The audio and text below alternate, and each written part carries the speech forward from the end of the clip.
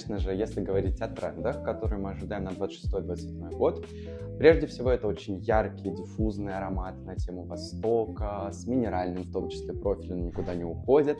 Мы видим так называемый trickle-down эффект, снижение, да, вот как бы мы берем из духов аромат и кладем его в свечи, в косметику и так далее.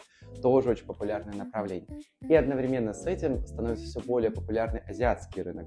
Ароматы на тему чая, риса и вот всех моти, например, матчи. Все вы это видите сейчас в духах, это все тоже очень популярно в косметике, в свечах, естественно.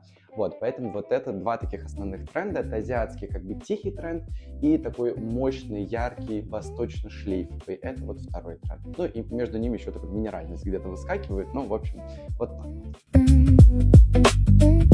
вот.